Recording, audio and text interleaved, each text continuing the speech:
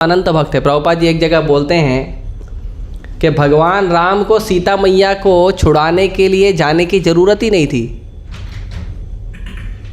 उसके दो कारण हैं। एक कारण ये है कि भगवान राम तो रावण के हृदय में ही बैठे हैं, उसको हृदय में ही बोल देते अरे बाबा क्यों मस्ती कर रहा है, ख़त्म करो लीला। रावण खुद छोड़ के आता था है ना, हृदय में ही है ना राम। दूसरा प्रभुपाद जी बोलते हैं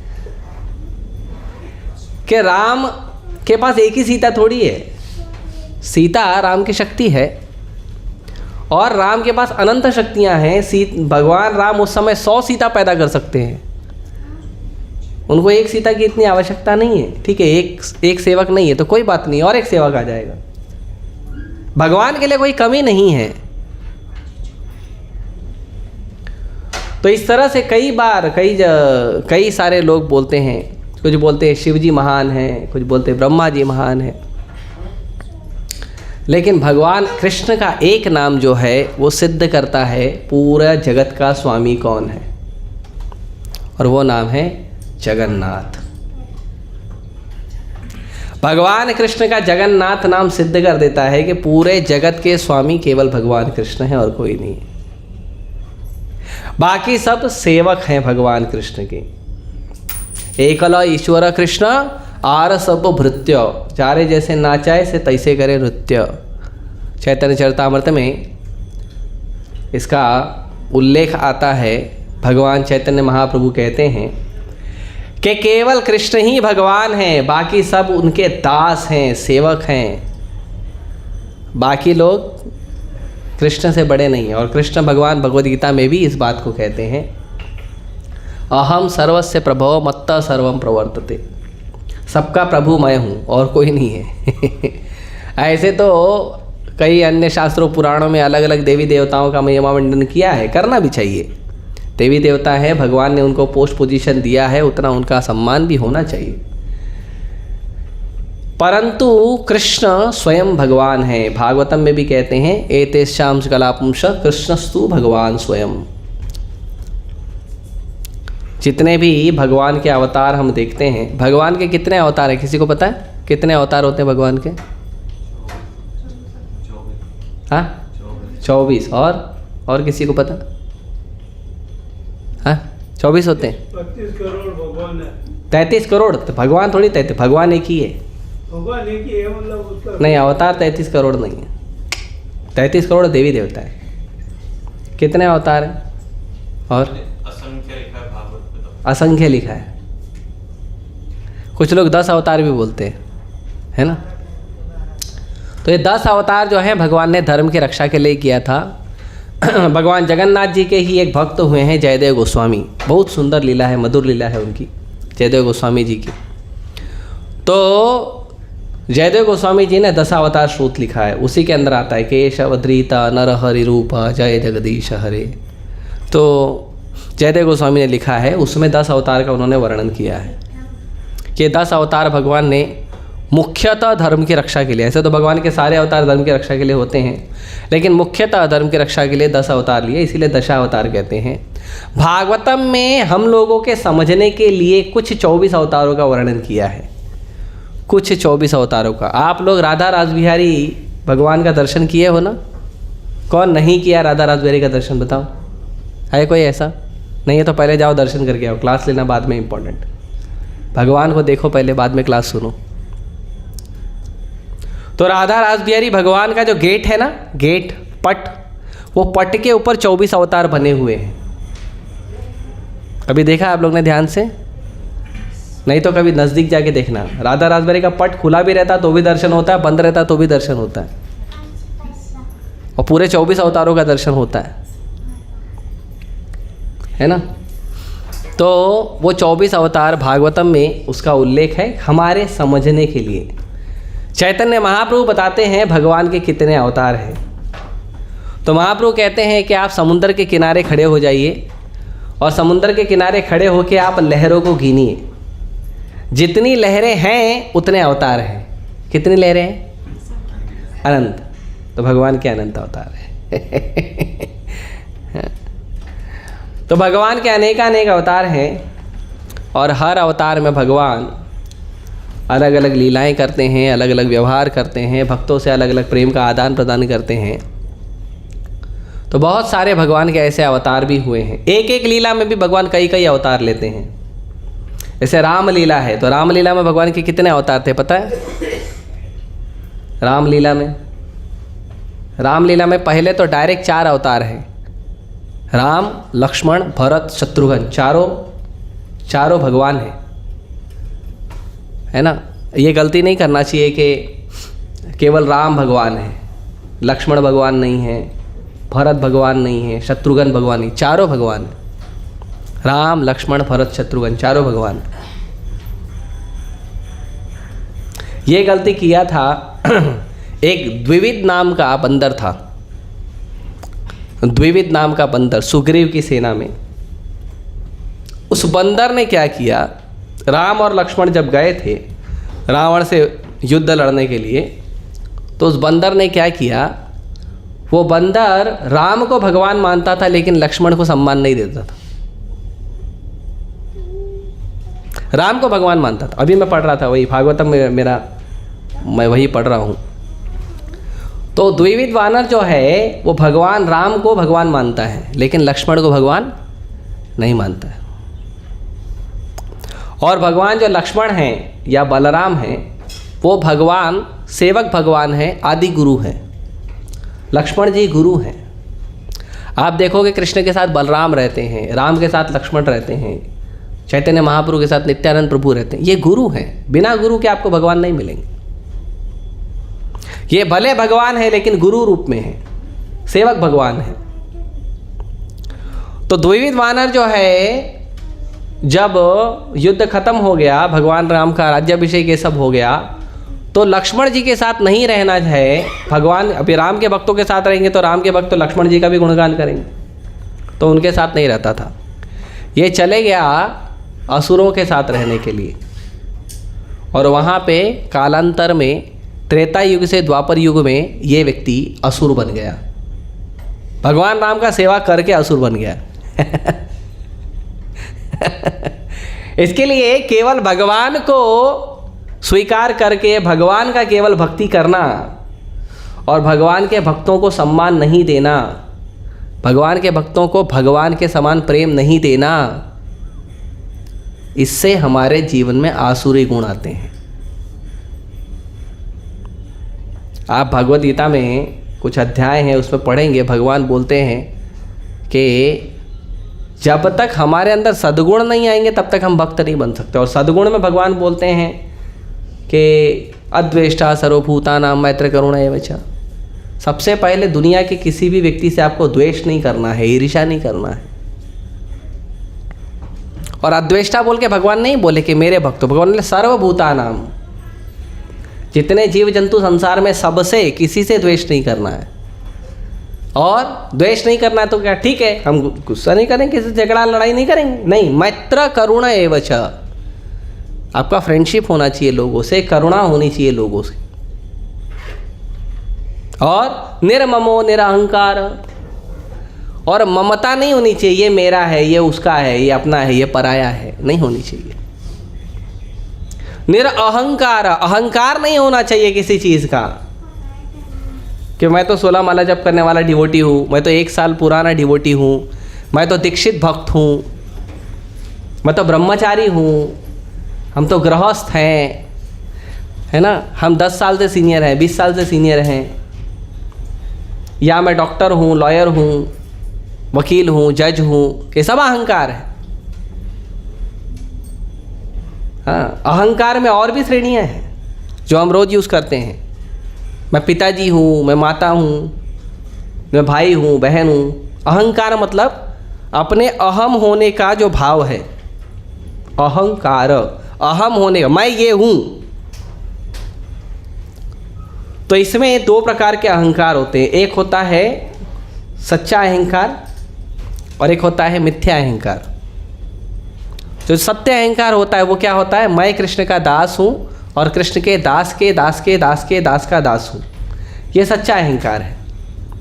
और इसके अलावा दुनिया में जितना भी पोस्ट पोजीशन लेकर हम बैठे हैं ना, सब मिथ्या अहंकार है। और ये जितने भी मिथ्या अहंकार है ना, ये केवल आपका अनर्थ बढ़ाएगा और कुछ नहीं बढ़ाएगा। जितना भी हम पकड़ के बैठे ना, हम ये हैं, हम ये हैं, हम ये हैं, वो आपका केवल अनर्थ बढ़ाएगा, दुख बढ़ाएगा, कष्ट बढ़ाएगा और कुछ नहीं बढ़ाएगा। तो भगवान की भक्ति करना केवल पर्याप्त नहीं है, भगवान के भक्तों की भी भक्ति करनी चाहिए। और इसी बात को शिव जी पद्म पुराण में कहते हैं। पार्वती माता ने पूछा, आप तो भोलेनाथ जी हैं, महादेव हैं, देवों के देव हैं, आप तो सबसे बड़े हैं, आपसे बड़ा तो कोई है नहीं, है ना? और त्रिनेत्र आपके पास है, उस सबसे बड़ा पावर, प्रलय का पावर आपके पास ही है। बोले हाँ, बात तो सही है। फिर पार्वती माता ने बोला, तुम्हारे हाथ में माला क्या कर रहा है? फिर माला है मतलब तुमसे भी बड़ा कोई है, किसका तुम भजन करते हो? शिव जी बोले, ये भी बात सही है। तो माता ने पूछा, फिर बड़ा कौन है, सबसे बड़ा कौन है? तो शिव जी ने कहा कि जो सबसे बड़े भगवान है वो कौन है? भगवान विष्णु, भगवान कृष्ण। आराधना नाम सर्वेशाम विष्णु आराधना परम। भजन में, भक्ति में सबसे ऊंची आराधना, सबसे श्रेष्ठ आराधना जो है भगवान कृष्ण की है, विष्णु की है। लेकिन शिव जी ने इमीडिएटली बात को पलट दिया और शिव जी ने कहा, तस्मात् परतरम देवी तदीया नाम समर्चनम। लेकिन भगवान कृष्ण, भगवान विष्णु से भी बड़ी आराधना उस व्यक्ति की आराधना है जो कृष्ण का तदीय है, जो कृष्ण का दास है। तो शिव जी कौन? कृष्ण के दास है। तो इधर चुपचाप मेरा पूजा करो।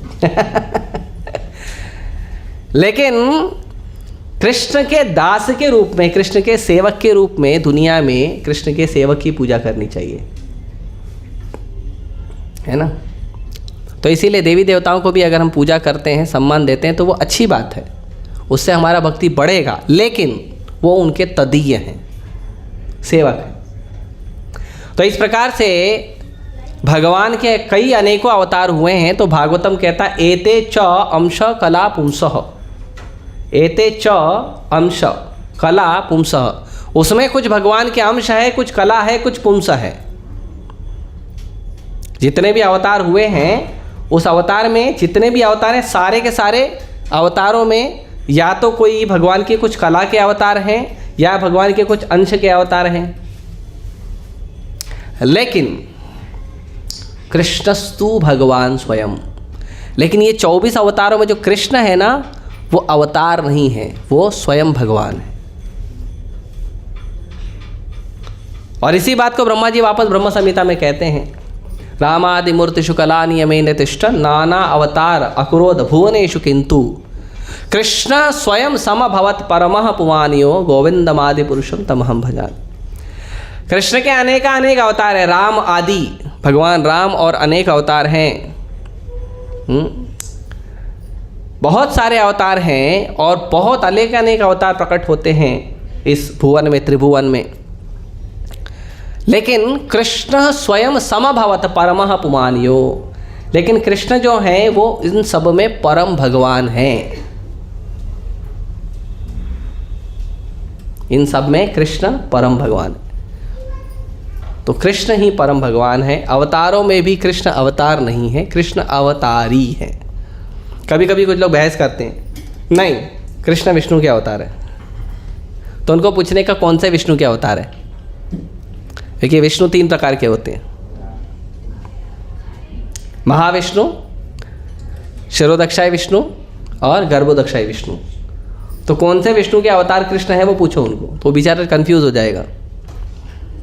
प्रॉब्लम यह है कि जितने लोग प्रश्न पूछते हैं ऐसे प्रकार के, उन लोग उनमें से एक भी व्यक्ति है जो कोई शास्त्र पढ़ता ही नहीं है। कोई शास्त्र नहीं पढ़ता, बिना सिर पैर का प्रश्न पूछने के लोगों की आदत है। कई बार लोग मुझे प्रश्न पूछते हैं तो मैं सिर्फ उसको एक ही रिक्वेस्ट करता हूँ कि आप जो भी प्रश्न पूछ रहे हो वो प्रश्न का रेफरेंस किसी न किसी शास्त्र से ही देना। आप बिना शास्त्र के रेफरेंस के आप प्रश्न मत पूछिएगा। 99% लोग भाग जाते हैं। क्यों? किसी ने कहीं टीवी से सीरियल से सुना है, किसी ने किसी मूवी में देखा है, किसी ने कहीं बाबा से सुन लिया है, किसी ने रील्स में देख लिया है, कोई व्हाट्सएप यूनिवर्सिटी से पढ़ाई किया है, कोई फेसबुक यूनिवर्सिटी से पढ़ाई किया है। शास्त्र से कोई पढ़ाई नहीं करता। और यही दुर्भाग्य है कि लोग भगवान का भक्ति ना समझ पाते हैं ना कर पाते हैं। और ऐसा नहीं है हिंदू धर्म में, सारे धर्मों में यही है। इसके लिए सारे धर्मों की हालत खराब है, सभी धर्मों की हालत खराब है। किसी भी धर्म में लोग धर्म के शास्त्रों का पालन करते ही नहीं है। हमारे बाबा ने बोल दिया ना फाइनल चलो, ये सब धर्मों में हो रहा है। इसीलिए शास्त्रों को पढ़ना चाहिए, साधु का संग करना चाहिए और गुरु की शरण लेनी चाहिए, तब जाके हमें सही ज्ञान होता है। और ऐसा नहीं कि भगवान का ज्ञान, कभी कभी लोगों को ये भी भ्रम होता है कि साधु का संग करना और गुरु का शरण लेना और शास्त्रों का अध्ययन इसलिए करना चाहिए क्योंकि अगर हमको धार्मिक कार्य करना है, भक्ति करना है तो, है ना, इसीलिए करना चाहिए। सही बात है? नहीं, गलत बात है। आपको धार्मिक कार्य करना है, धर्म का कार्य करना है, इसलिए आपको शास्त्र पढ़ना या गुरु का शरण लेना या आपको साधु का संग करना इसलिए नहीं करना है। आपको ये मनुष्य जीवन में मनुष्य की तरह व्यवहार करने के लिए आपको ये तीनों का जरूरत है।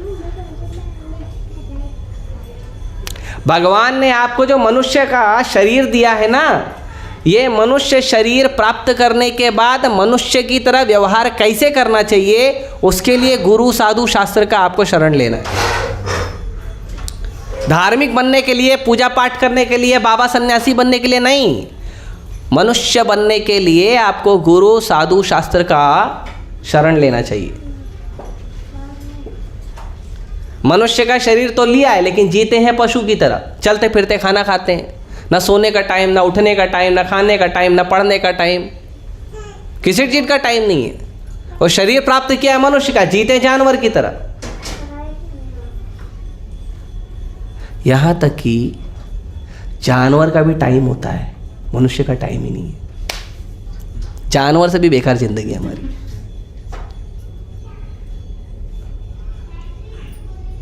है ना। अब देखो मुंबई के लोग या जो प्राय जो शहर के लोग हैं, 7 बजे 8 बजे के पहले कोई उठता नहीं। और अच्छे से सोना मतलब कम से कम 10 तो बजना चाहिए। 10 के आगे उनकी बस खड़ी नहीं होती। चिड़िया कौवा कितने बजे उठते? 4 बजे 5 बजे। हमारे एरिया के पशु उठने के बाद वो पशु हमको उठाते हैं, फिर हमको पता चलता है सुबह हो गई क्या। तो मनुष्य बनने के लिए हमें शास्त्रों का अध्ययन करना चाहिए, मनुष्य बनने के लिए गुरु का शरण चाहिए, मनुष्य बनने के लिए भगवान कृष्ण के भक्तों का संग चाहिए। पता भी नहीं चलता हम जानवर की तरह जी रहे, वो तो कोई ऐसा मिल जाता है तो बताता है, सुनने में अच्छा लगता है, बाद में गाली भी देते हैं, बहुत बोलता है।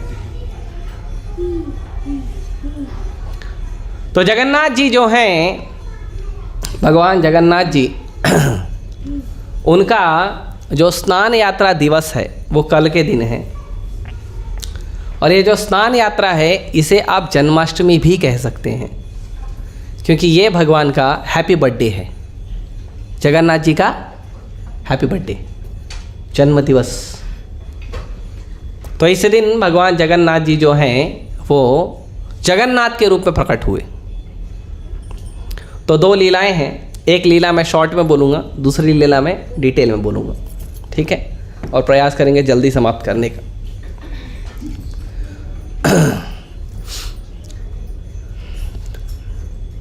तो जब भगवान द्वारका में निवास कर रहे थे, द्वारका भगवान लीला करके आ गए थे, वृंदावन मथुरा सब लीला करके, फिर फाइनल द्वारका में भगवान रुके थे।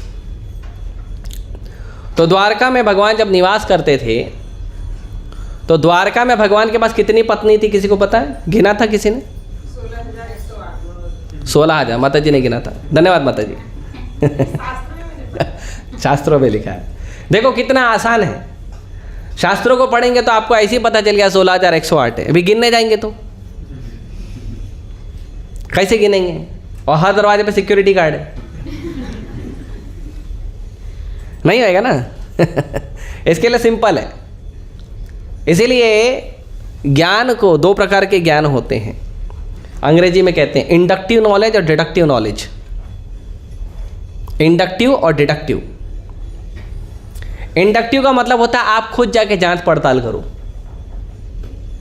खुद जाके पूरा जांच पड़ताल करो। आपको सब्जी दिया है, ये सब्जी लो खाओ, नहीं, पहले मैं चेक करूंगा सब्जी कैसी है क्या है। कैसे चेक करोगे? खा के? नहीं, सब्जी को लेबोरेटरी में लेके जाएंगे, उसमें कितना फैट है, कितना ऑयल है, कितना क्या है, पूरा चेक करेंगे, है ना।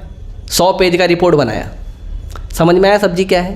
नहीं, है ना। सब पूरा ट्राई करेंगे, नहीं समझ में आएगा। सब्जी बनाने वाले से पूछ लो क्या क्या आइटम डाला है, कैसे डाला है, बता देगा। तो दो प्रकार का है, एक तो आप खुद जाके लेबोरेटरी में टेस्ट करोगे, कितना दिन लगेगा, महीना लगेगा, पता नहीं। और दूसरा तरीका है जो बनाने वाला है उससे पूछ लो, है ना। दूसरा एग्जाम्पल, जैसे किसी व्यक्ति को पता करना मेरा पिताजी कौन है। अभी जन्म के टाइम पे तो पता थोड़ी चलता पिताजी कौन है, पिताजी तो कौन बताता है? माँ बताती है पिताजी कौन है। अब उसको पता करना, नहीं पिताजी कौन है मैं साइंस से पता करूँगा। क्या करेगा वो? DNA टेस्ट करेगा। दुनिया में कितने पॉपुलेशन है? 700 करोड़, ठीक है। 50% मानेंगे तो भी 350 करोड़। जाओ टेस्ट करो, जीवन ही खत्म हो जाएगा। तुम दूसरे का पिताजी बन जाएगा तब तक। और सिंपल तरीका क्या है? माँ से पूछो। शास्त्र माँ है, वेद पुराण शास्त्र माँ है, वो बताते हैं पिता कौन है, कृष्ण कौन, भगवान कौन है, वो शास्त्र बताते हैं। इसके लिए अपने तरफ से ज़्यादा दिमाग नहीं लगाना चाहिए। मैं पता करूंगा, मैं खुद जानने का प्रयास करूंगा भगवान कौन है, नहीं पता कर पाओगे, क्योंकि तुम कृष्ण को तब तक नहीं जान सकते जब तक कृष्ण चाहते नहीं है कि तुम कृष्ण को जानो। अभी कृष्ण भगवान है, तुम जीव हो। तो भगवान द्वारका में जब लीला कर रहे थे तो द्वारका में भगवान 16,108 भवन में रोज रहते थे।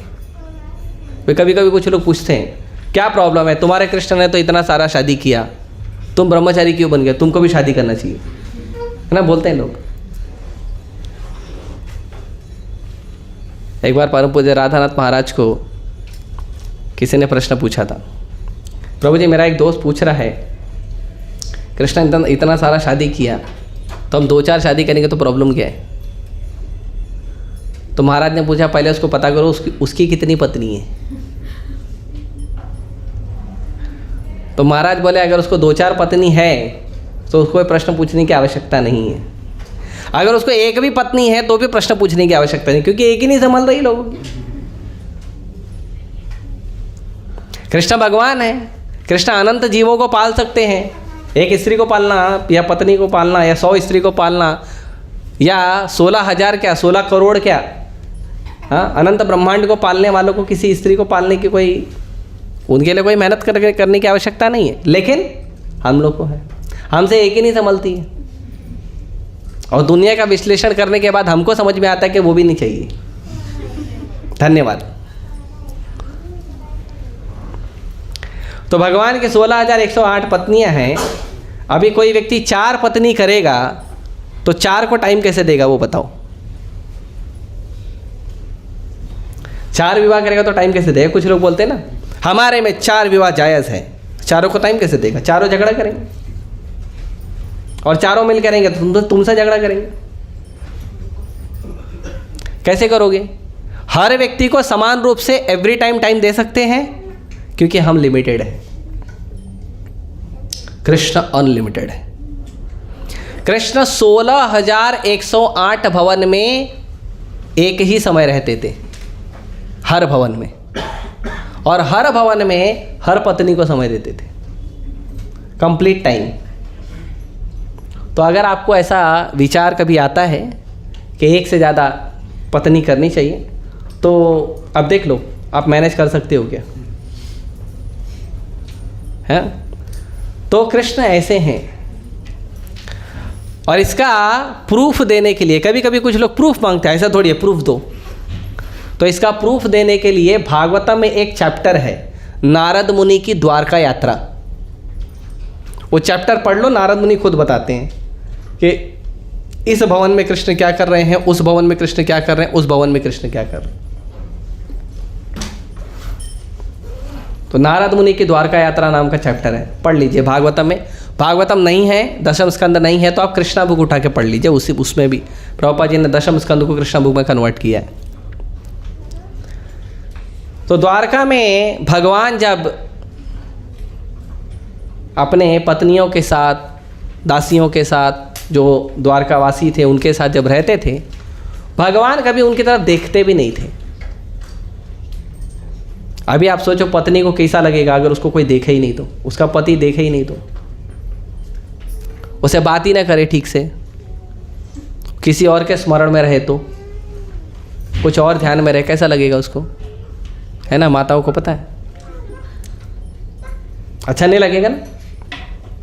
तो पूरा क्या प्रयास करेगी, किसके बारे में सोचता है वो प्रयास करेगी, किसके बारे में सोचते हो, है ना।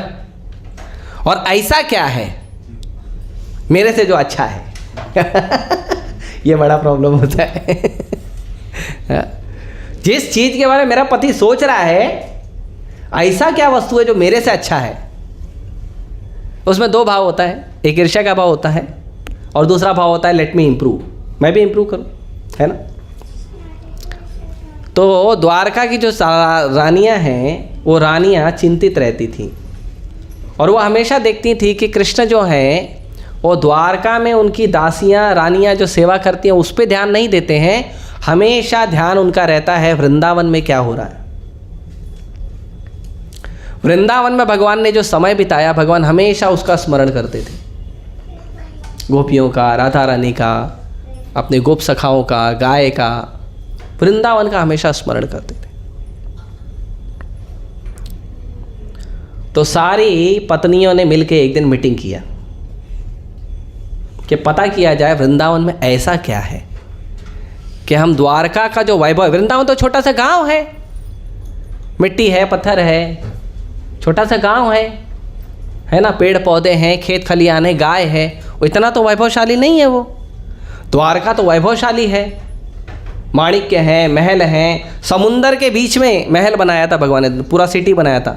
ऐसा पूरे दुनिया में कोई दूसरा क्रिएशन नहीं है द्वारका के अलावा।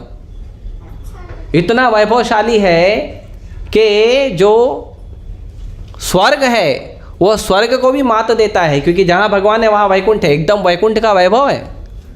और वो वैकुंठ के वैभव को छोड़ के भगवान याद कर रहे हैं वृंदावन को, गांव को। ऐसा क्या है वृंदावन में?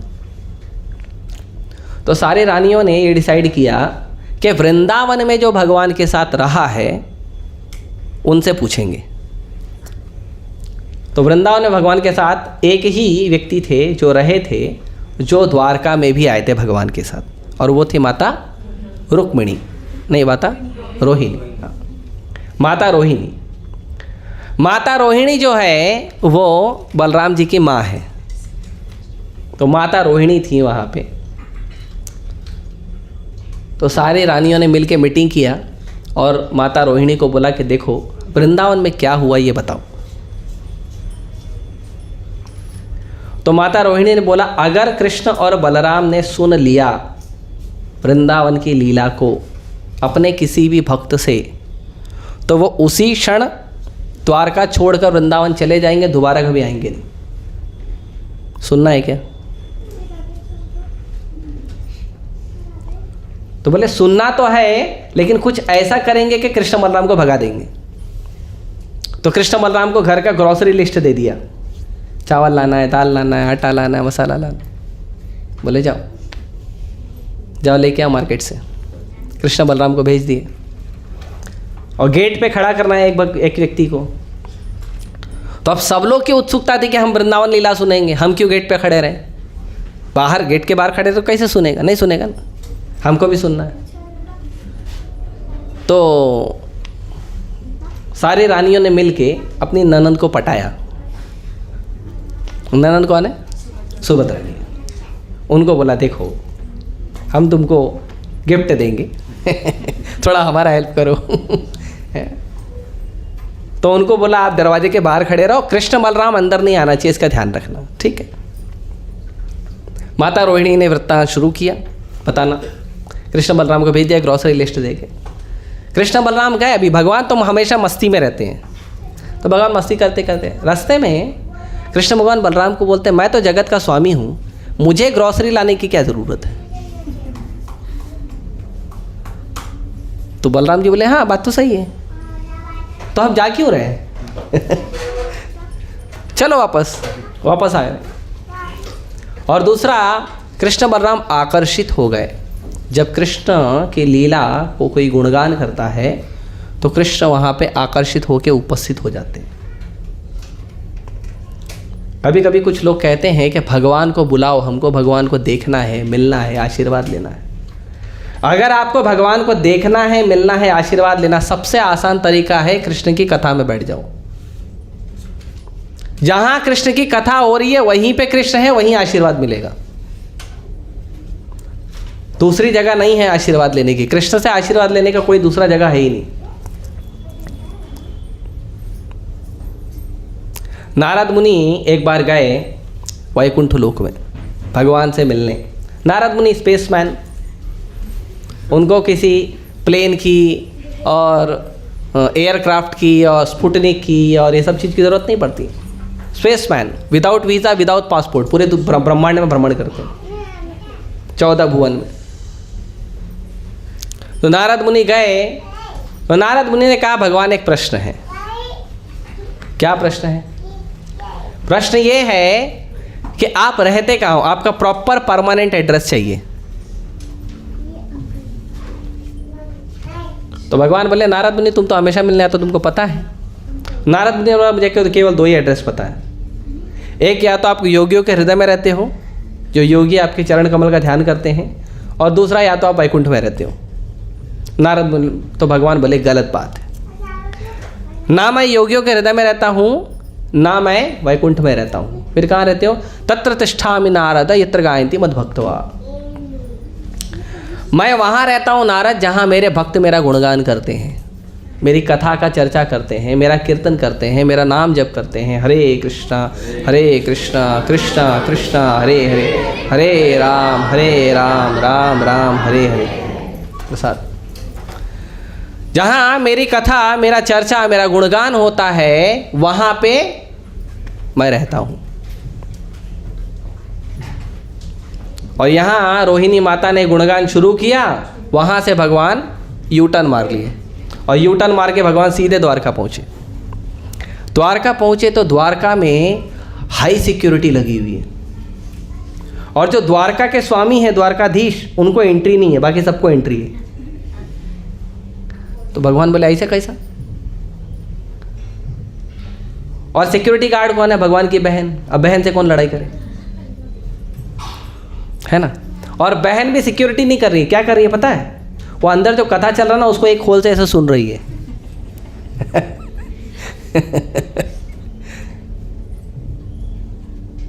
तो भगवान बोले क्या चल रहा, हम भी सुनेंगे। तो जगह भगवान कृष्ण जो है उन्होंने एक होल पे कान लगा दिया, और बलराम जी ने एक होल पे कान लगा दिया। छोटे छोटे होल रहते हैं गेट में भी, और कथा चालू है, कथा सुन रहे हैं। भगवान माता रोहिणी के मुख से कथा सुन रहे हैं, माता सुभद्रा सुन रही हैं, बलराम जी सुन रहे हैं, सुदर्शन जी वहीं खड़े हैं, वो सुन रहे हैं। सुनते सुनते भगवान वृंदावन की कथा को इतने आनंद में हो गए कि भगवान पिघलने लगे। इसको कहते हैं अष्ट सात्विक विकार। ये भक्ति में आता है, भगवान को या भगवान के भक्त को होता है। जब भगवान और भगवान के भक्त जब वो एकदम भक्ति के आवेश में आते हैं तो ये विकार आते हैं, अष्ट सात्विक विकार। 8 प्रकार के सात्विक विकार आते हैं। तो ये भगवान को और भगवान के शुद्ध भक्तों को होते हैं, सबको नहीं होते हैं, ठीक है। और कोई अगर ड्रामा करने का प्रयास करेगा तो वो ड्रामा ही रहेगा, वो विकार नहीं होगा। तो भगवान के हाथ जो है वो छोटे छोटे हो गए, भगवान के पैर गायब हो गए, पेट इतना छोटा सा, चेहरा इतना बड़ा हो गया, और आंखें एकदम बड़ी बड़ी हो गई भगवान की। पूरा जैसे मोम पिघलता है ना, ऐसे भगवान पिघलने लगे। बलराम जी पिघलने लगे, सुदर्शन पिघलने लगे, सुभद्रा मैया पिघलने लगी। अब वहां से लीला का आस्वादन बढ़ाने वाले जो भक्ति के आचार्य हैं, नारद मुनि गुजर रहे थे। नारद मुनि ने जैसे ही देखा भगवान का ये सुंदर रूप, नारद मुनि जोर जोर से वीणा बजा के आवाज करने लगे, मैंने देख लिया, मैंने देख लिया, वेरी नाइस, ब्यूटीफुल ब्यूटीफुल। तो अब तक तो लीला सुन रहे थे भगवान, अपनी लीला, तो भगवान एकदम आवेश में आ गए थे। अब जैसे ही नारद का आवाज़ सुने तो भगवान ने तुरंत अपना जो है बाह्य चेतना में आ गए, तुरंत नॉर्मल रूप में आ गए। नारद मुनि ने भगवान को बोला, ये ना चल बे, ये नहीं चलेगा, ये तुम्हारा कृष्ण का बलराम का जो रूप है ना, अच्छा है, सुंदर है, पूरे जगत को आकर्षित करने वाला सबसे सुंदर रूप यही है, लेकिन वो रूप है ना बहुत और भी सुंदर था। वो जो आपका भक्ति के आवेश का जो रूप था, कि जब आप अपने भक्तों से अपनी कथा सुन रहे हो और पूरी तरह से भक्ति के आवेश में आ गए थे, वो रूप भी बहुत सुंदर था। तो भगवान, मैं चाहता हूँ उस रूप की पूजा हो।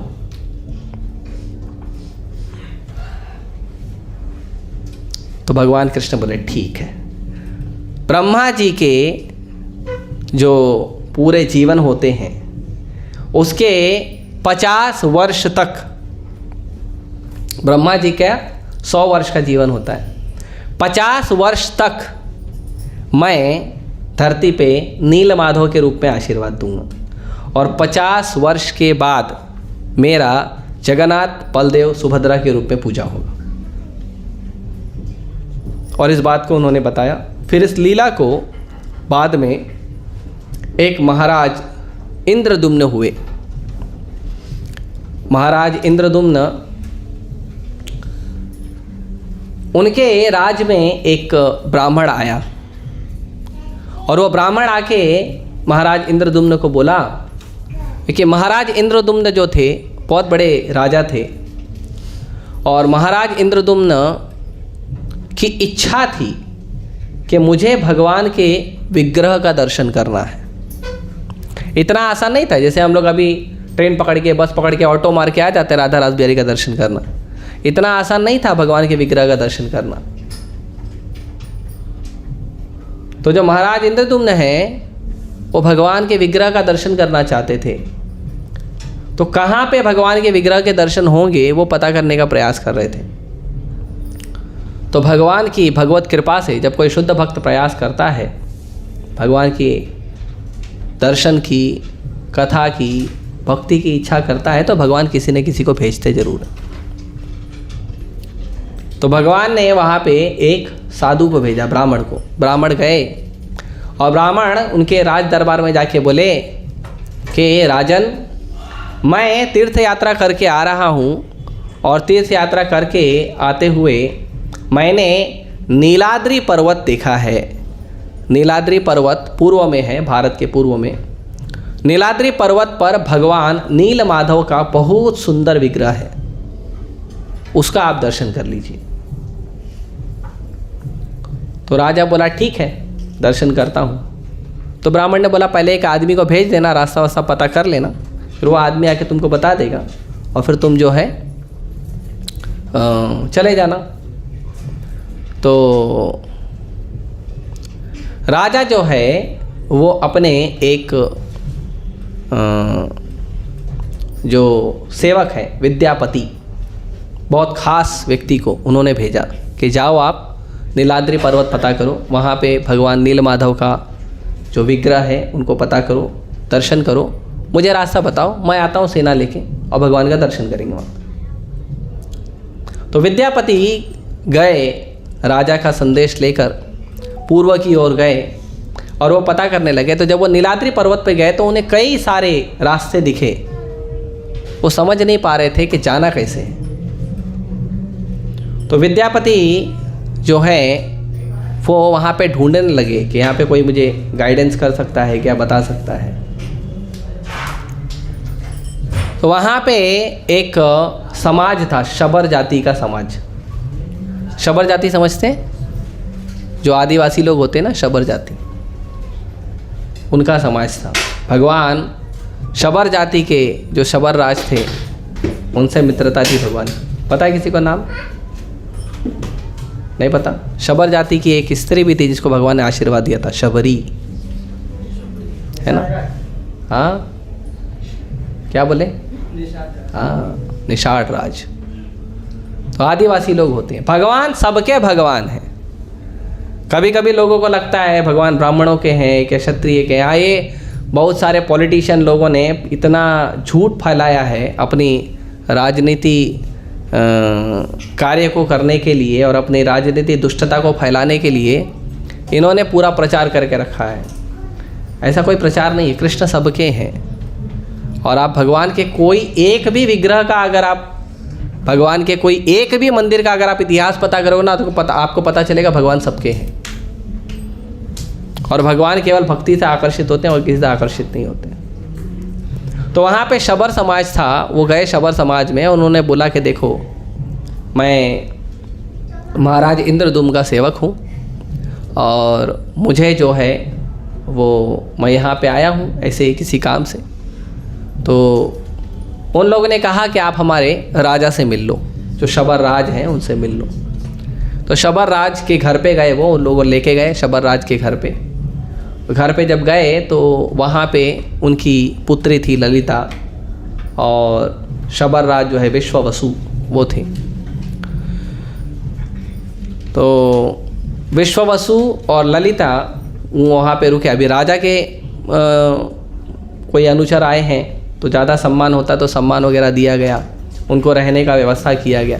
पहले लोग मेहमान वगैरह घर में आते थे ना, तो लोग उनको 1-2 दिन 3 दिन घर में रखते थे, या जितना दिन उनका इच्छा है घर में रहो, वो कभी मना नहीं करते थे। भगवान कृष्ण को भी रोक दे दिया जाता था। द्वारका से जब जाते थे तो भगवान कृष्ण को बोलते थे नहीं नहीं मत जाओ, तो भगवान को कोई प्रेम से बोलता था मत जाओ, तो भगवान रुक जाते थे। ऐसा महीनों रुक गए थे भगवान। चैतन्य महाप्रभु भी ऐसे ही, चैतन्य महाप्रभु वो जब भी जाने के लिए बोलते थे तो भक्तों से परमिशन लेते थे कि मुझे जाने दो, प्रचार में जाना है। तो भक्त लोग बोलते थे नहीं आप अभी मत जाओ, होली में चले जाना, होली आ गई दिवाली में चले जाना। तो ऐसे करके उनको टालते थे। और महाप्रभु बोले ठीक है अभी 2-4 महीने की बात है, 2-4 महीने बाद जाएंगे। तो ऐसे करते करते करते थे फाइनली महाप्रभु बोले इट्स वेरी सीरियस बिजनेस, 1 साल हो गया रोक के रखे हो तुम लोग, मेरे को जाने दो। तो फिर चैतन्य महाप्रभु ज़बरदस्ती करके गए। पहले मेहमान वगैरह आते थे, तो अभी तो क्या, पहली बात तो मेहमान ही नहीं आते कोई घर में, और आते भी हैं तो 1 घंटा 2 घंटा 3 घंटा, और फिर चलो हो गया हमारा भी दूसरा काम है जाना है, ऐसा है। लेकिन पहले लोग आते थे तो रुकते थे, दिन हफ्ता महीना ऐसा रुकते थे आराम से, और रुकते थे एकदम परिवार की तरह रहते थे। ऐसे नहीं अभी मैं मेहमान हूँ ना, अभी मेरा पोजीशन मेहमान का है, अभी मैं घर का आदमी नहीं हूँ, ऐसे नहीं रहते थे लोग नहीं, घर की तरह रहते थे, परिवार की तरह रहते थे। तो वहाँ पे विद्यापति वहाँ रहने लगे। और विद्यापति हालांकि ब्राह्मण थे, लेकिन और जो उनकी पुत्री थी ललिता, हालांकि उनका विवाह वो जो थी वो शबर जाति की थी, मतलब आदिवासी जाति की थी। तो ऐसे तो अगर देखेंगे तो विवाह का योग्य नहीं बनता। लेकिन शास्त्र कहता है कि यदि किसी छोटे कुल के अंदर यदि कोई गुणवान स्त्री है तो उससे विवाह कर लेना चाहिए। छोटे कुल में भी अगर कोई गुणवान स्त्री है तो विवाह करना चाहिए। उसका उदाहरण दिया जाता है, यदि कीचड़ में सोना गिरा हो तो क्या करोगे, उठाओगे नहीं उठाओगे? अभी आप सड़क पे चल रहे हो, 500 रुपये का नोट गिरा है, सोना तो बहुत महंगा है, क्या बोला ज़मीन पे गिरा है, हम क्या झुकते नहीं, ऐसे करोगे? आप कब झुक के खड़े होगे आपको भी पता नहीं चलेगा, और नोट जेब में है। फिर 4 कदम बाद जाके आगे देखेंगे नकली है क्या असली है ना। है। तो ये स्वभाव है भारतीय संस्कृति का कि हम उत्तम चीज़ों को लेने के लिए हम जात पात और ये सब चीज़ नहीं देखते हैं। तो विद्यापति जी जो है उन्होंने ललिता इतने विश्वावसु जैसे महान भक्त की बेटी थी, तो उन्होंने विवाह कर लिया और वहाँ रहने लगे। कुछ दिन के बाद विद्यापति जो हैं उन्होंने अपनी पत्नी ललिता को कहा, देखो मैं एक्चुअली इस मिशन पे आया हूँ, तो मुझे जो है भगवान नील माधव का दर्शन करना है। तो ललिता ने कहा, देखो मेरे पिताजी तो जाते हैं पूजा पाठ करने के लिए, लेकिन मेरे पिताजी अकेले ही अधिकारी हैं पूरे दुनिया में नील माधव की सेवा की, और कोई नहीं कर सकता। तो मेरे पिताजी जाते हैं पूजा पाठ करके आते हैं, और जब वो आते थे तो बहुत सारा प्रसाद लेके आते थे, महाप्रसाद, और वो महाप्रसाद में एक भी आइटम धरती का नहीं था। जो भी सब्जी, राइस, दाल जो भी बनता था ना, धरती का एक भी आइटम नहीं था। जो फूल थे, एक भी फूल धरती के नहीं, क्योंकि वो नील माधव भगवान का दर्शन करने देवी देवता भी आते थे, तो वो लोग अपना भोगा लेके आते थे ऑफरिंग करने के लिए। तो ऑफरिंग करके थोड़ा प्रसाद लेके बाकी छोड़ के चले जाते थे, तो पूरा महाप्रसाद लेके विश्वास घर पे आ जाते थे। तो एक तो स्वर्ग की सुगंध वाला फूल और इत्र और प्रसाद इतना स्वादिष्ट, तो ये सब देखने के बाद विद्यापति बोले कि मेरी भी इच्छा है नील माधव का दर्शन करने की। तो उन्होंने कहा नहीं, पॉसिबल नहीं है। तो विद्यापति ने कहा, देखो मैं तुम्हारा पति हूँ, तो पति का एक इच्छा तो पूरा करो। तो ललिता बोली, पिताजी बहुत गुस्सा होंगे। बोले ठीक है, गुस्सा ही होंगे ना, पिताजी तो गुस्सा थोड़ा हो जाते हैं, क्या दिक्कत, थोड़ा प्रेम से मना लो। तो वो ललिता ने अपने पिताजी को बोला, ऐसा मेरे पति हैं, उनका इच्छा है नील माधव का दर्शन करना। पिताजी तो एकदम गुस्सा हो गए, बोले पूरे दुनिया में किसी को अधिकार नहीं है, मेरे को अधिकार है, मैं सेवा करूँगा। कभी कभी भक्तों का भाव होता है कि मैं भगवान का सेवा करूँगा, मैं दर्शन करूँगा, है ना, भक्तों का भाव होता है। ये प्रेम का भाव है, इसको गलत नहीं समझना चाहिए। हालांकि इससे उत्तम भाव है मैं भगवान का प्रचार करूँगा, दुनिया भगवान का दर्शन करने है, ये उत्तम भाव है। लेकिन कुछ भक्तों का ऐसा भाव रहता है कि नहीं, मैं ही सेवा करूँगा, मैं भगवान का ही करूँगा। तो विश्वावसु को अच्छा नहीं लगा, लेकिन बेटी ने बहुत निवेदन किया, बोले ठीक है मैं लेकर तो जाऊंगा, लेकिन इसको रास्ता नहीं बताऊंगा। तो इसके आँख पे पट्टी मारना पड़ेगा, इसकी आँख पे पट्टी मार के फिर इसको लेकर जाऊंगा, वहाँ पे पट्टी खोलूंगा, दर्शन करेगा, फिर वापस आएगा। ठीक है। और विद्यापति भी बुद्धिमान थे, ब्राह्मण हैं, बुद्धिमान हैं, राजा के अनुचर हैं। तो उन्होंने क्या किया, ललिता को बोल के कुछ सरसों के दाने हाथ में ले लिए। सरसों क्या बोलते हैं, राई, सरसों के दाने हाथ में ले लिए और फिर चल दिए। और जहाँ जहाँ जा रहे तो थोड़ा थोड़ा सरसों का दाना छोड़ते हुए जा रहे थे। और वहाँ पे पहुँचे तो वहाँ पे पहुँचते बहुत सुंदर सुगंध था। और अब आँख तो बंद था, आँख तो दृश्य देख नहीं रहे थे। बहुत सुंदर सुगंध था, बहुत अच्छा पक्षियों का जो कलरव था और बहुत मधुर वातावरण था। उन्हें अच्छा लगा कि यहीं रहना चाहिए, लाइफ यहीं सेटल करना चाहिए ना। हम कहीं जाते हैं तो अच्छा लगता है, वाओ सो ब्यूटीफुल प्लेस। हम लोग कभी कभी जाते हैं घूमने के लिए कहीं, तो लोग घूमने कहाँ जाते हैं, पहाड़ों में, है ना, जो हरी भरी वादियाँ होती है वहाँ जाते हैं। सब मुंबई के लोग लोनावाला, खंडाला ऐसे जाते हैं ना, है ना, जाते हैं, फिर जाके उधर गंदा कर देते हैं।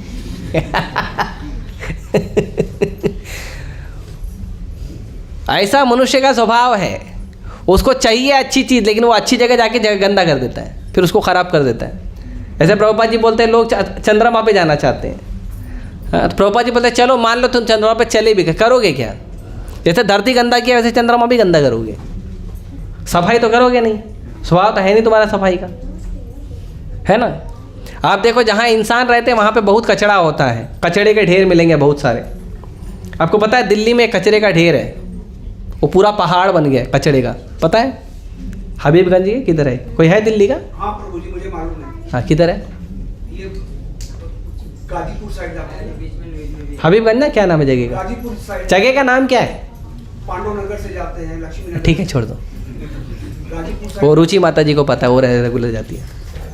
आई थिंक अरे ठीक है ना, हबीबगंज ऐसा कुछ नाम है जगह का। तो वहाँ पे पूरा कचरे का पहाड़ है, सोचो।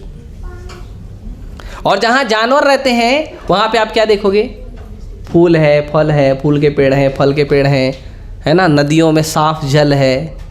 इधर तो नल में नहीं आता साफ। ये इंसानों का रहने का जगह है। तो बहुत सुंदर वातावरण था, वहाँ पे कोई रहता नहीं था। तो विद्यापति वहाँ गए, और विद्यापति वहाँ पे गए तो वहाँ पे उनको, विद्यापति को जो है उनका आँख खोले, उनको बोले दर्शन करिए। बहुत सुंदर भगवान नील माधव के विग्रह थे, और भगवान नील माधव का दर्शन किए, उन्हें बहुत अच्छा लगा। और वहाँ पे देवी देवता आके गए थे, पूजा पाठ का बहुत सुंदर व्यवस्था था। उसके बाद विश्वावसु ने कहा तुम यहीं दर्शन करो, मैं थोड़ा फूल लेके आता हूँ, भगवान की सेवा करता हूँ। तो विश्वावसु जो है वो गए, फूल लेके आए, सेवा वगैरह किए। सेवा करने के बाद जो है वो, जब वो गए सेवा करने के लिए, तो वहाँ पे विद्यापति ने देखा एक आश्चर्यजनक वस्तु। वहीं पे पास में जो मंदिर है, मंदिर के पास में एक छोटा सा तालाब था। वो तालाब के पास जो पेड़ था, उस पेड़ के ऊपर एक पक्षी बैठा था, और किसी कारण वो पक्षी तालाब में गिर गया। और जैसे ही वो पक्षी तालाब में गिरा, वो तुरंत उस तालाब से चतुर्भुज रूप लेके निकला और भगवान नीलमाधव को प्रणाम किया और वहाँ से निकल गया। विद्यापति देख के आश्चर्यचकित हो गए, ये क्या है? ये भी फैसिलिटी है इधर।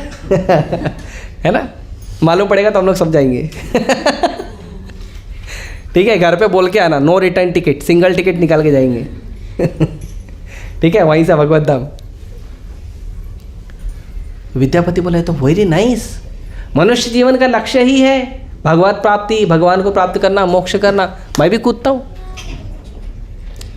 जैसे उन्होंने मन में सोचा, उतने में आकाशवाणी हुई, विद्यापति क्या करने आए हो? तुम राजा की सेवा करने आए हो। और भगवान नीलमाधव जो हैं, उनको राजा को नीलमाधव का दर्शन कराने के लिए आपने सोचा है, तो पहले वो सेवा पूरा करो, वो सेवा ज़्यादा इम्पोर्टेंट है। तो हमें समझना चाहिए कि खुद की मुक्ति, खुद का भजन से ज़्यादा इम्पोर्टेंट है प्रचार करना।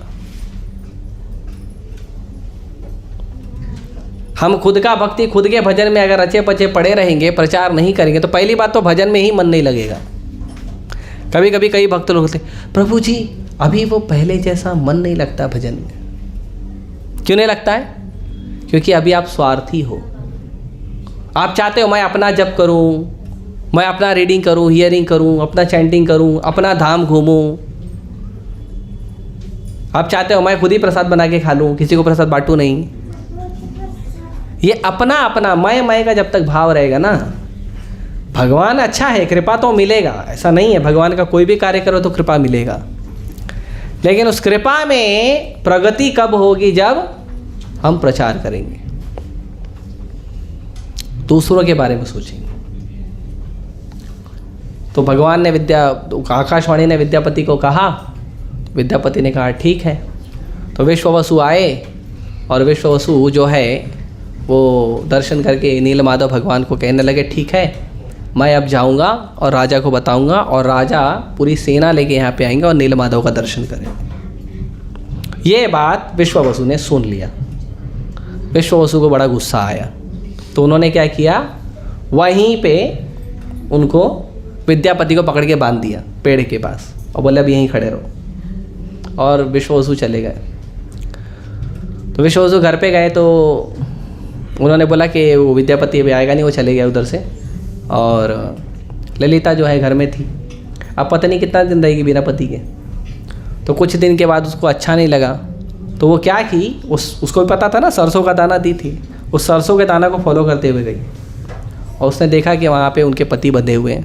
उन्होंने खोल दिया पति को, और फिर विद्यापति बोले अब मैं जा रहा हूँ यहाँ से, सीधे जाऊँगा राजा के पास, राजा को लेके आऊँगा।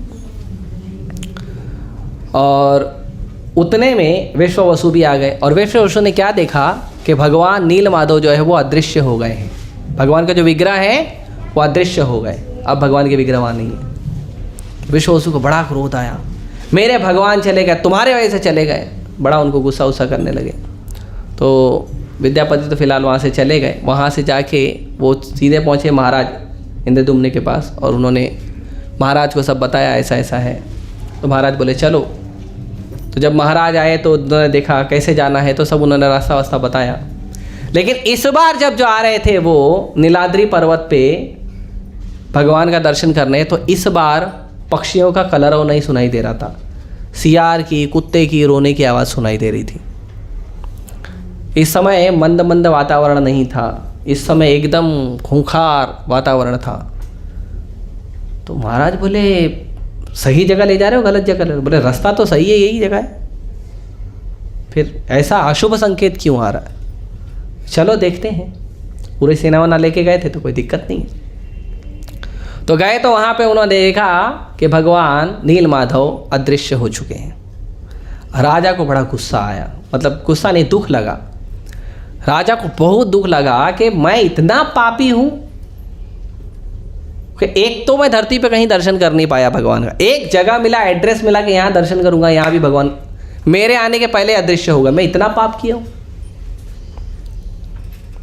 तो फिर विद्यापति ने बताया कि उस समय आकाशवाणी हुई, विद्यापति ने बताया कि भगवान जो है आपके माध्यम से अब जगन्नाथ के रूप में प्रकट होने वाले हैं, तो इसीलिए आप जो है यहाँ पे मंदिर बनवाओ। तो नीलाद्रि पर्वत जो हम जगन्नाथ मंदिर देखते हैं वो नीलाद्रि पर्वत वही है, और वहाँ पे फिर उन्होंने बहुत सुंदर विशाल भव्य मंदिर बनाया। अब मंदिर बन गया, विग्रह कहाँ है? विग्रह भी चाहिए ना। महल है, दरबार है, तो राजा भी होने चाहिए, है ना।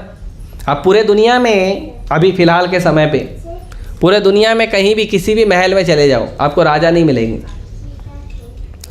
लेकिन इस्कॉन में जो भी महल है हर महल में आपको राजा मिलेंगे, राधा रास बिहारी, है ना।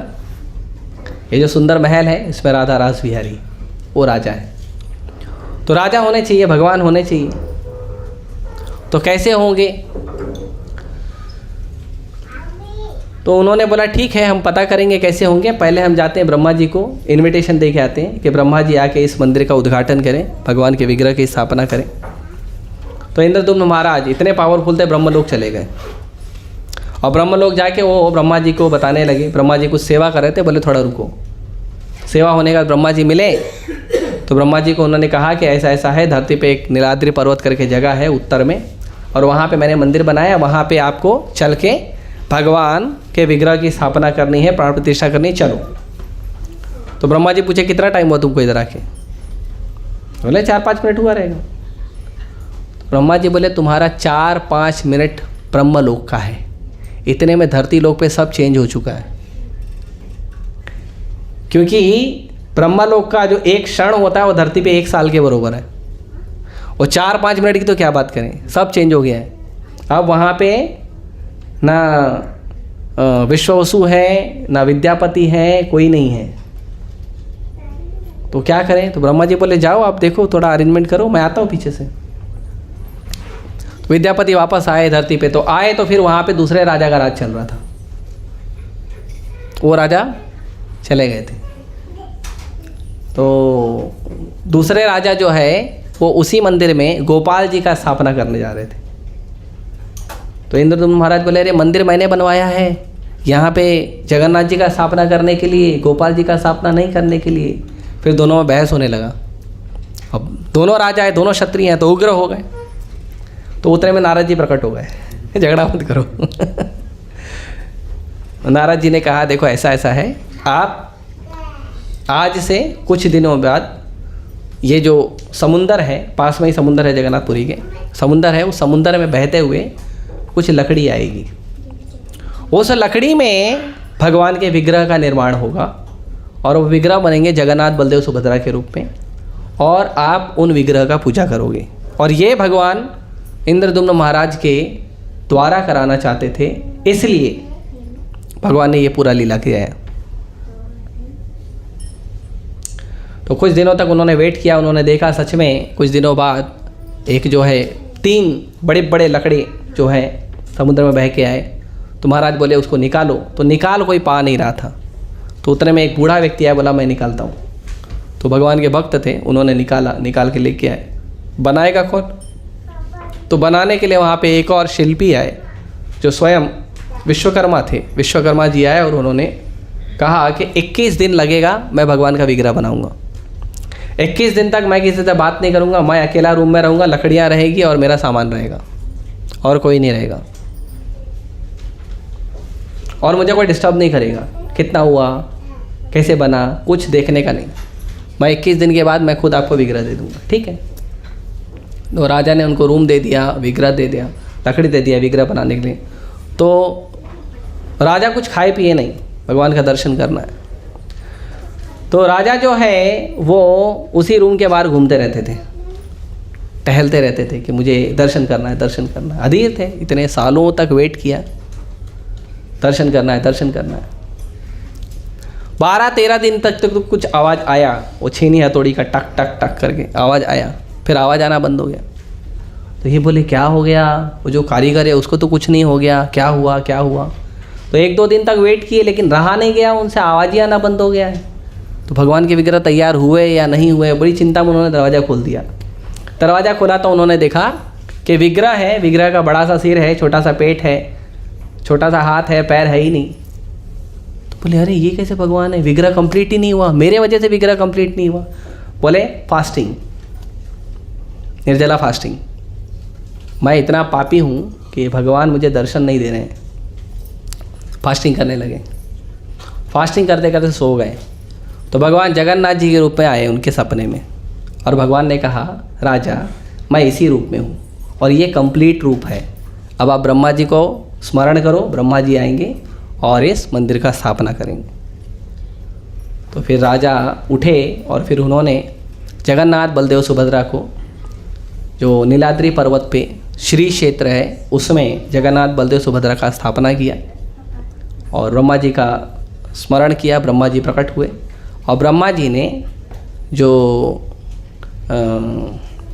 स्नान यात्रा वाले दिन ब्रह्मा जी ने जो भगवान का जब विग्रह स्थापना होता है तो भगवान का स्नान कराया जाता है, नहलाया जाता है ना, विग्रह का अभिषेक होता है।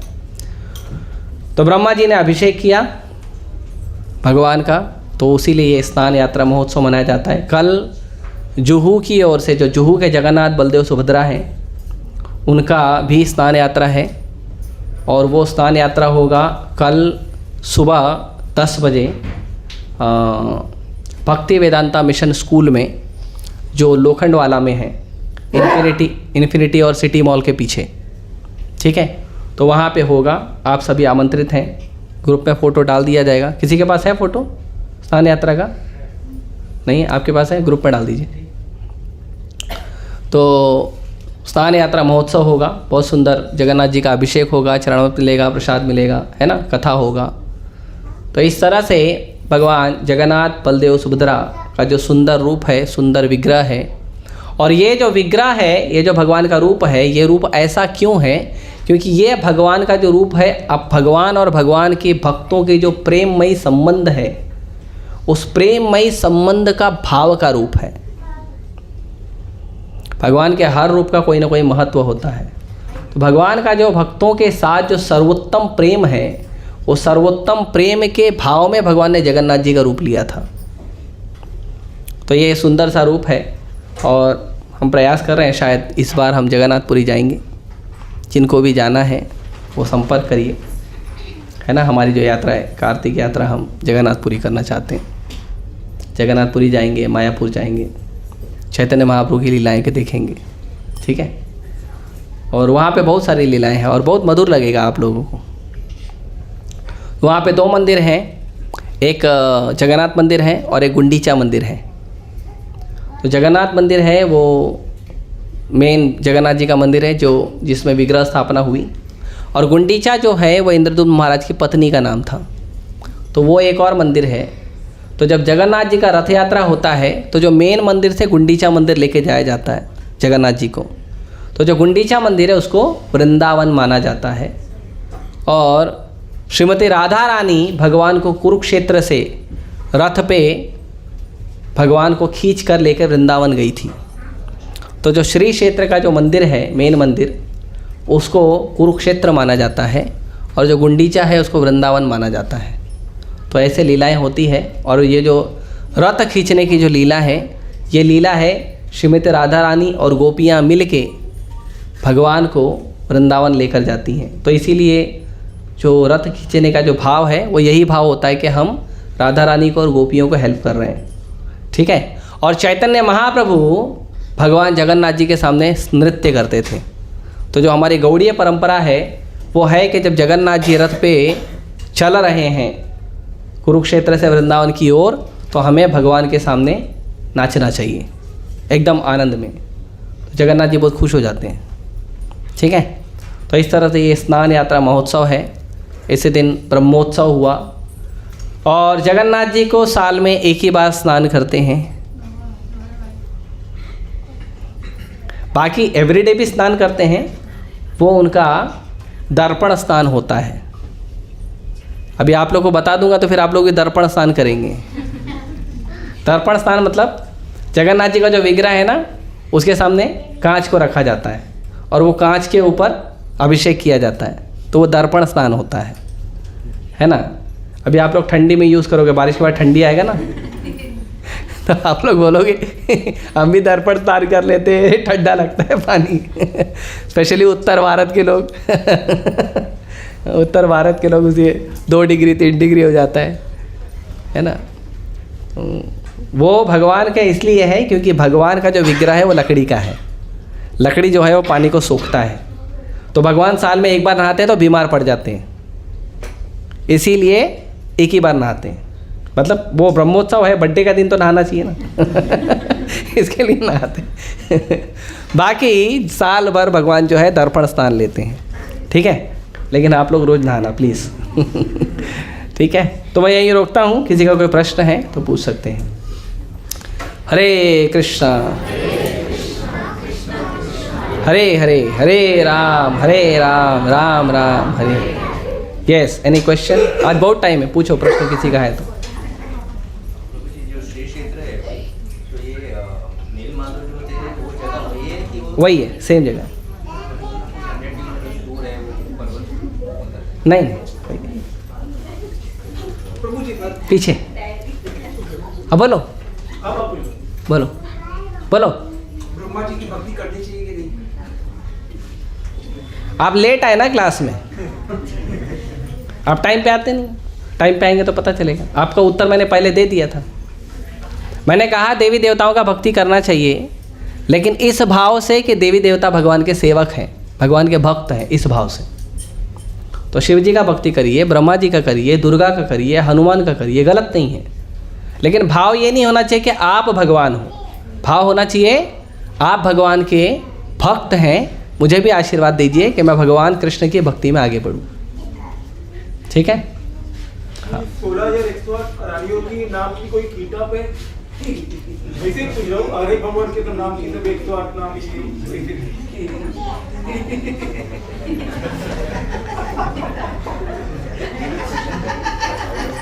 16,100 रानियाँ। हाँ ठीक है, ठीक है, ठीक है। 16,100 रानियाँ जो हैं वो नरकासुर ने अलग अलग पृथ्वी के अलग अलग राज्यों पे आक्रमण करके वहाँ की जो कुंवारी कन्याएं हैं उनको उसने किडनैप किया था। 16,100 रानियाँ, तो उनको उसने किडनैप किया था और किडनैप करके नरकासुर ने अपने भवन में रखा था। उसको छुड़ाने के लिए जब भगवान गए थे तो रानियों ने कहा था, क्योंकि अभी तो स्त्रियां घर के बाहर निकलती हैं या 1-2 रात रुक जाती हैं किसी मित्र के घर पे, तो अभी कोई दिक्कत नहीं होता है। पहले इशू होता था कि स्त्रियां 1 रात भी अगर किसी के घर पे रुक के आई है तो स्वीकार नहीं करते थे। इसीलिए सीता मैया को अग्नि परीक्षा देने बोले थे। तो रानियों ने कहा कि हमको कोई स्वीकार नहीं करेगा, हम वापस घर नहीं जा सकती हैं। तो भगवान बोले तो करना क्या है?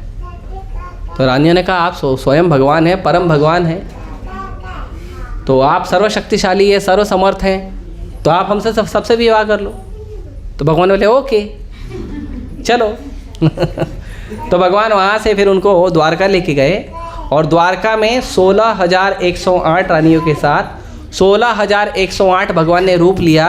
16,108 वसुदेव देवकी का भी रूप बनाया। मम्मी पापा भी चाहिए ना।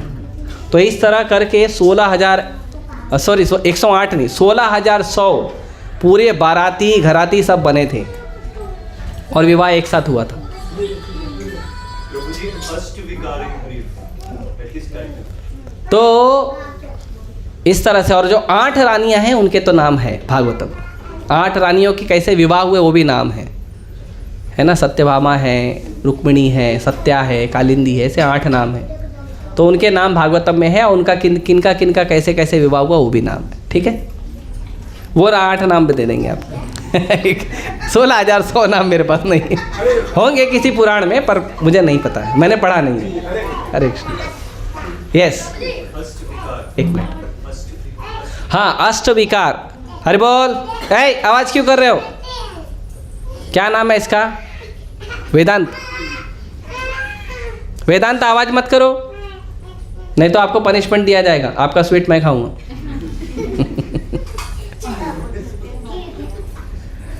तो अष्टविकार में 8 प्रकार के शरीर में परिवर्तन आते हैं। जैसे कुछ परिवर्तन तो शिक्षाष्टकम में बताया है। नयनम गलदश्रुधारया वदनम गदगद हृदया गिरा पुलकैर्निशितम बपू कदा तव नाम ग्रहणे भविष्यति। आँखों से अश्रु बहता है आनंद का। आँख से 2 प्रकार के आंसू निकलते हैं, एक खुशी के आंसू और एक दुख के आंसू। पता कैसे चलेगा? तो जब आंसू निकलते तो आप चेक करो, अगर आंसू गर्म है तो दुख के आंसू है और ठंडे हैं तो खुशी के आंसू। तो आंखों से भगवान के प्रेम के अश्रु बहते हैं, आपके रोए एकदम खड़े हो जाते हैं। तो ऐसे कई सारे विकार हैं। आपका जो गला है वो एकदम चौक्ड हो जाता है, एकदम चौक्ड। कफ वात पित्त जो आपके गले को पकड़ लेता है, और फिर भी भगवान का नाम लेने की उत्कट इच्छा होती है। तो ऐसे कुछ विकार होते हैं। चैतन्य महाप्रभु को ये सब विकार आए थे जब चैतन्य महाप्रभु ने पहली बार जगन्नाथ जी का दर्शन किया था। तो चैतन्य महाप्रभु और व्यक्ति जो है एकदम मृत समान जैसे हो जाता है, मतलब उसकी शरीर उसका चेतना रहता है, जीवित रहता है, लेकिन ऐसा लगता है मर गया। सांस एकदम हल्की हल्की चलती है ना। कभी शरीर के जो हिस्से हैं वो अलग अलग हिस्से चेंज हो जाते हैं, कुछ हिस्से शरीर के अंदर चले जाते हैं, कुछ बाहर आ जाते हैं। कभी शरीर पूरा पिघल जाता है। चैतन्य महाप्रभु को गंभीरा में लोग रात को लॉक करके रखते थे, भगवान चैतन्य महाप्रभु को जगन्नाथपुरी में गंभीरा में। और चैतन्य महाप्रभु जब रात में भगवान के आवेश में आते थे तो भगवान को लॉक करते थे, भगवान पानी की तरह पिघल के बाहर आ जाते थे। भगवान कहाँ से कैसे निकल जाते थे पता नहीं चलता था। हाँ, फिर बाद में कहाँ भगवान कहीं और मिलते थे भगवान की आवेश में। तो इस तरह से ये विकार होते हैं, ये भक्ति के उन्नत अवस्था में आते हैं।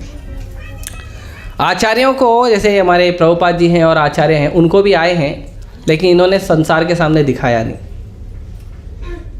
जैसे जब चैतन्य महाप्रभु और रामानंद राय जब मिल रहे थे तो दोनों में बहुत उन्मत्त भाव आ गया था भक्ति का। और रामानंद राय जो है वो ब्राह्मण परिवार से नहीं है। तो जब उन्मत्त भाव आ गया और दोनों एकदम उन्मत्त भाव में एक दूसरे को आलिंगन कर रहे हैं, रो रहे हैं, और जब पब्लिक ने देखा कि ये दोनों पागलों की तरह क्यों व्यवहार करे, एक तो सन्यासी एक तो शूद्र है, ये क्या है सब, तो भगवान ने जब देखा कि लोग देख रहे हैं तो भगवान ने तुरंत अपने भाव को कंट्रोल कर लिया, और पब्लिक में दिखाने के लिए नहीं है। इसीलिए हमारा जो भक्ति है, हमारे भक्ति में अगर हमको भाव आता है कोई, वो पब्लिक में मत दिखाओ। अगर आपको बहुत बोलने की इच्छा है, जाके अपने गुरु को बता दो, बस आपके गुरु आपके भाव को समझेंगे। लेकिन आप पब्लिक में जाके ऐसे दुनिया को बता, मैं तो राधा का हो गया, मैं तो श्याम का हो गया, फिर वो राधा का कपड़ा पहन के श्याम का कपड़ा पहन के पागलों की तरह घूमना, ये सब सहजियापन है, ये भक्ति नहीं है। हाँ, कुछ लोग हैं, प्रभुपाद जी जब गए थे अमेरिका तो प्रभुपाद जी गोपी ड्रेस लेके नहीं गए थे, धोती कुर्ता लेके गए थे। वो गोपों को ड्रेस लेके इन्हें पगड़ी उगड़ी बनाना पहनना नहीं सिखाए थे, टकला करके शिखा रखना सिखाए थे। और हम देखते हैं आजकल लोग, ठीक है आपका पहनने का इच्छा है कपड़ा वपड़ा, हम मना नहीं करते हैं, पर ये सब सहजिया भाव मत लाइए। गोपी का कपड़ा पहनने से आप गोपी नहीं बन जाएंगे, गोप सखाओं का कपड़ा पहनने से आप गोप सखा नहीं बन जाएंगे।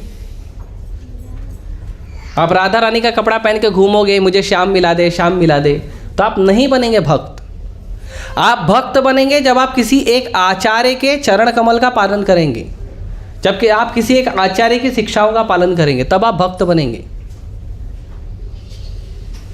हाँ, ऐसे जाके आप देखिए कुछ लोग ऐसे हैं, मैंने न्यूज़ में देखा है कि कुछ लोग ऐसे हैं, वो लोग जाके कभी धाम में चलेंगे ना, वृंदावन, अयोध्या, तो वहाँ का कपड़ा खरीद के रील्स बना लेंगे। आप उनका दूसरा रील देखोगे ना, बेकार अभद्र कपड़े में रील बनाया उन्होंने। तो उनको खाली ना फॉलोवर चाहिए, लाइकिंग चाहिए, उनका धंधा होना चाहिए, उनको इंस्टाग्राम से पैसा मिलता है, फेसबुक से पैसा मिलता है, इसके लिए वो लोग ऐसा मूर्ख जैसा कार्य करते हैं। लेकिन हम तो भगवान का नाम जप करते ना, हम तो भक्ति करते ना, हमें परंपरा का पालन करना चाहिए। प्रभुपाद जी ने माताओं को साड़ी पहनना सिखाया था, और बहुत हो गया ना तो सूट पहनिए, और शरीर का हर अंग ढका रहना चाहिए, स्त्री पुरुष दोनों का। ये बहुत महत्वपूर्ण है। किसको दिखाना है जाके? हम भक्त हैं, भक्ति कर रहे हैं, तो भक्ति के नियमों के पालन के अंदर आता है सनातन वैदिक परंपरा का पालन करना। उसमें सनातन वैदिक परंपरा के अनुसार सोना, उसके अनुसार उठना, उसके अनुसार कपड़ा पहनना, उसके अनुसार भाषा बात करना, उसके अनुसार व्यवहार करना, ये सब आता है। सनातन वैदिक परंपरा का नहीं है ठीक है हम इस्कॉन जाते तो तिलक लगा के घूमेंगे, तिलक लगाए हैं, टी शर्ट जीन्स पहन के घूम रहे हैं, क्यों? कोई बात नहीं, आप तिलक लगाना इच्छा है लगाइए, टी शर्ट जीन्स पहनना पहनिए, वो मना नहीं कर रहे। लेकिन अगर आपको अच्छा भक्त बनना है तो सनातन वैदिक परंपरा में आइए, क्योंकि धर्म का मतलब होता है धारण करना। धर्म का मतलब होता है धारण करना। आपने धारण ही नहीं किया तो धर्म क्या किया? तो लोग धारण नहीं करते हैं। धारण करेंगे तब धर्म में आएंगे। धारण करने से क्या होगा? मान लो आपने अच्छे से कपड़ा पहना, धोती कुर्ता पहना है या साड़ी पहना है या सूट पहना है, अच्छे से भगवान को जैसे सनातन परंपरा में तैयार होना है, तो क्या होगा पता है? एक एक मिनट आपको भगवान का स्मरण होगा कि ये जो कपड़ा मैंने पहना भगवान की सेवा के लिए पहना है, ये भाव आएगा। हाँ, कभी कभी कुछ भक्त लोग आते हैं, उनको बोलते हैं प्रभु जी आपने धोती कुर्ता क्यों नहीं पहना? तो बोलते हैं प्रभु जी क्या 1 घंटे के लेक्चर के लिए धोती कुर्ता पहनना? ये खराब बहुत खराब भाव है, घटिया भाव है। हम लोग जब शुरू में आते थे तो हम लोग 1 घंटा तो छोड़ो, आधे घंटे का सेवा भी होता था ना, तो धोती कुर्ता जो है बैग में डाल के लेके आते थे, और धोती कुर्ता चेंज करके प्रोग्राम करना या सेवा करना वो करते थे। उसके बाद फिर अपना कपड़ा डाल के फिर चले जाते थे, चाहे क्या कहते हैं, जॉब पे जाना हो या घर पे जाना हो, ड्रेस चेंज कर, लेकिन बैग में लेके आते थे एक कपड़ा, एक धोती कुर्ता लेके आते थे। आप जहाँ जाते हो, आप सोचो, आप शादी के लिए जाते हो, शादी के लिए तैयार होते हो ना, शादी कितने दिन का होता है? 5 दिन 10 दिन, कितने दिन का होता है? 2 घंटा 3 घंटे के लिए जाते हो ना शादी में, रिसेप्शन में जाते हो, कितना तैयार होकर जाते हो? 1 घंटा शादी में जाने के लिए 5 घंटा तैयारी करते हो, हाँ, और 5 दिन पहले से शॉपिंग अलग, बराबर। और भगवान का दर्शन के लिए, मंदिर में आने के लिए जैसे है वैसे चलो, नहीं।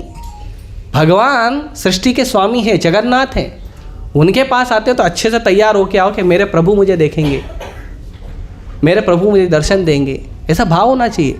बढ़िया तिलक लगा के आना चाहिए। मैं हर कितनी क्लास में बोलता हूँ कि आप लोग को एटलीस्ट तिलक तो लगा के आओ।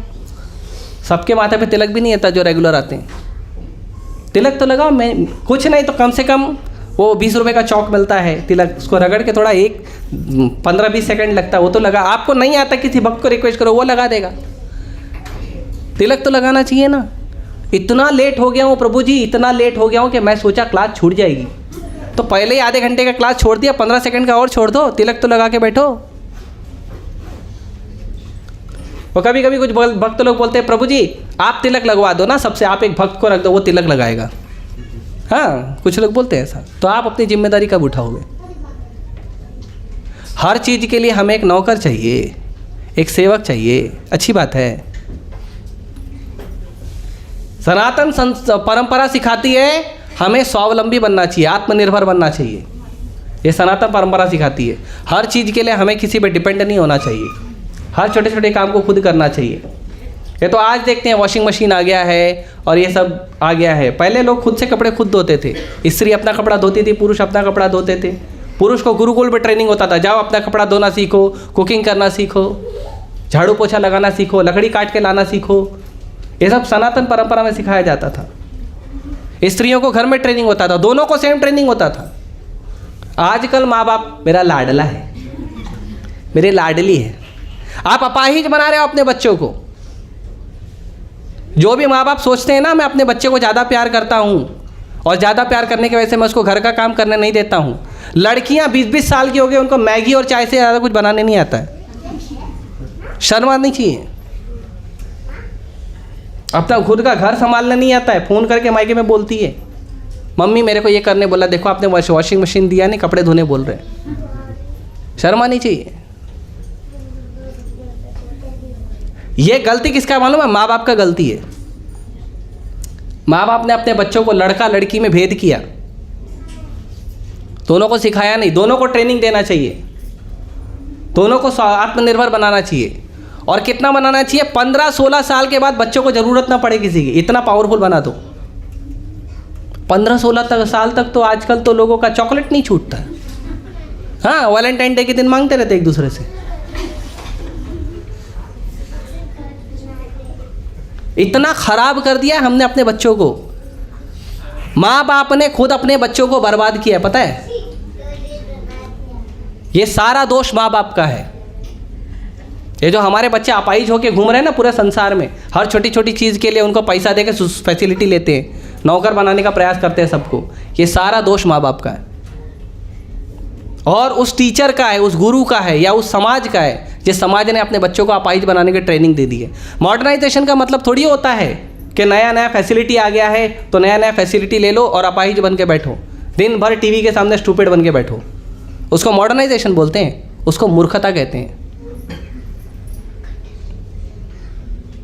एक व्यक्ति को अपने हर काम में दक्ष होने का पूरा अधिकार है और पूरा प्रयास करना चाहिए उसे। नहीं तो स्टूपिड बॉक्स है, स्टूपिड बॉक्स के सामने एक स्टूपिड और बैठे रहता है, उसी को बोलते हैं। मैं जब कॉलेज में पढ़ाई करता था तो हमारे एक सर थे, वो बताते थे क्लास में इडियट कौन कौन है।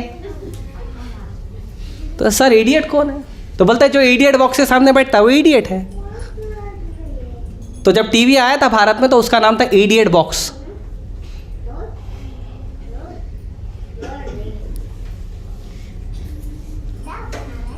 ये देखो, ये मैं मित्रवत बता रहा हूँ, आप लोग बुरा मत माने। बुरा माने 2 रोटी ज़्यादा, 2 पूड़ी ज़्यादा खा लेना, ठीक है? पर मैं एक सच्चाई बता रहा हूँ कि हमने अपने आप को कितना अपाहिज कर दिया है। छोटी छोटी चीज़ के लिए हमको फैसिलिटी चाहिए, छोटी छोटी चीज़। आज लोग कसरत नहीं करते हैं, झाड़ू लगाएंगे खड़े होके, पोछा लगाएंगे खड़े होके, शरीर का एक्सरसाइज होता ही नहीं है। और फिर बोलते हैं प्रभु जी इधर दर्द हो रहा है, इधर दर्द हो रहा है, उधर दर्द हो रहा है। दर्द नहीं होगा तो क्या होएगा? आपका शरीर मशीन है, ये मशीन से आप क्या करना है? मशीन को अच्छे से मेंटेनेंस करना है, एक्सरसाइज करवाना है, करते ही नहीं है। ठीक है, टॉपिक कहीं का कहीं चलेगा, क्षमा कीजिए। यस, और कुछ? हाँ, लास्ट क्वेश्चन हो। हाँ बोलो। मेरा प्रश्न ये था कि जगन्नाथ जी के सामने कांच रख के उस परछाई को नहला के ऐसा क्यों किया जबकि वो तो असली है ही नहीं? तो भगवान भागवतम के 11वें स्कंद में उद्धव को बताते हैं कि भगवान 8 रूपों में प्रकट होते हैं। और 8 रूपों में भगवान बताए हैं कि भगवान लकड़ी में प्रकट होते हैं, धातु में प्रकट होते हैं, भगवान मिट्टी में प्रकट होते हैं, किसी ने पेंटिंग किया है उसमें भी भगवान प्रकट होते हैं, किसी ने आईना रखा है और आईने में भगवान का दृश्य दिख रहा है उसमें भी प्रकट होते हैं, किसी मन में भगवान का स्मरण किया उसमें भी प्रकट होते हैं, किसी ने पानी में भगवान का दर्शन किया उसमें भी प्रकट होते हैं। तो भगवान का जैसे स्मरण हो भगवान उसमें प्रकट होते हैं। तो वो जो आईना है वो प्रामाणिक है स्वयं भगवान द्वारा। ठीक है, ठीक है। जय जगन्नाथ बलदेव सुभद्रा महारानी की जय, शील प्रभुपाद की जय। हरे कृष्ण।